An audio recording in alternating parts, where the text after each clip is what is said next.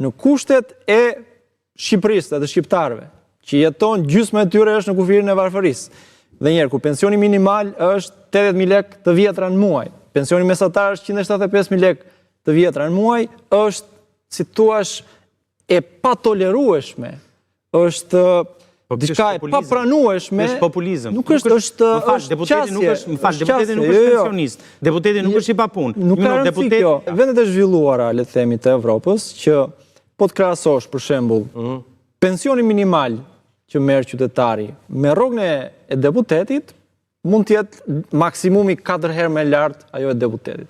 Unë mendoj se është jo fort morale, për ta thënë, që deputeti në Shqipëri të ketë paga të këtij niveli, kur dhe njëherë paga minimale në vend është 400 euro. Kur paga mesatare nuk i kalon ku diun 800 euro. Është e pamoralshme. Është e pamoralshme. Jo, më fal. Sa i takon pastaj rolit dhe punës që bën deputeti, unë personalisht e konsideroj punën dhe barën që ka marrë përsipër si një mision për të përmirësuar vendin tim.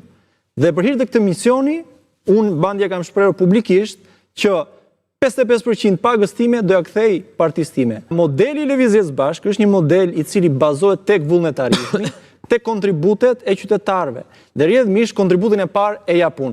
Megjithëse ju përmendët, si thua, stafin e ekspertëve që do më mundsonte mua ta bëj punën time në mënyrë cilësore, unë tashmë kam një staf, ju siguroj, me 20 vet. Janë anëtarë të Lëvizjes Bashk, të cilët e bëjnë punën e tyre vullnetarisht. Çfarë kualifikimi dhe bëjnë ekonomist, jurist, të gjitha fushave, mjek nga të gjitha. Më fal. Dhe punën e tyre bëjnë shumë herë më mirë. Nga cili planet vjen? Dhe rrjedhimisht punën keni për ta parë, punën unë në atë kuvend do ta bëj shumë herë më mirë se shumë prej atyre që e marrin atë rrogë dhe rrethohen nga stafe, i mbajnë me lek